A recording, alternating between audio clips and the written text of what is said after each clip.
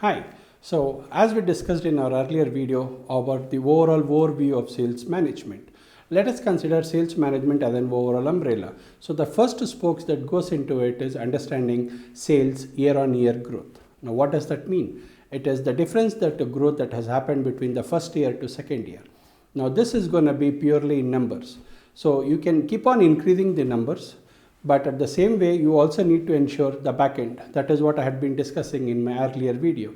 So what happens here is year on year growth is just a parametric or a metric which will give you clarity as how the growth has happened over year on year wise. So there might be very clarity to you that what made you to do X amount of sales in first year and what are your sales in second year. Now if there has been an increase, it is good. It gives you clarity that you are penetrating, you are getting more number of customers, and obviously the revenue is going to follow it.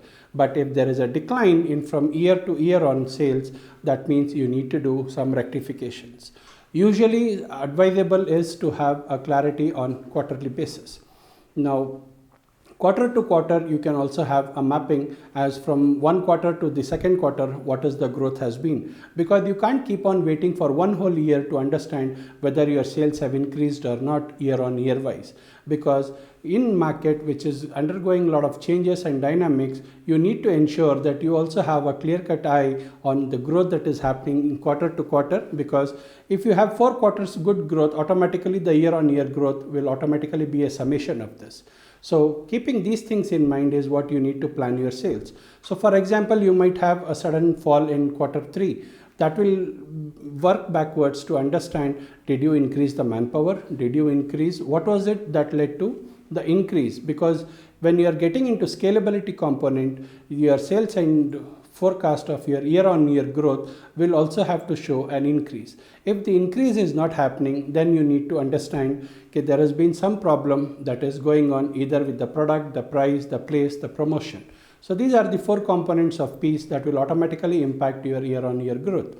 Now year-on-year growth could also get affected with some amount of calamities or some kind of market changes which is not in your control. Fair enough, but when you are writing in a forecast, you always need to write at a very optimum levels that you can actually and realistically achieve it. Because what happens is if you had forecasted into too many things or increase with more than like 20% or 30% increase year on year, it looks real good in Excel.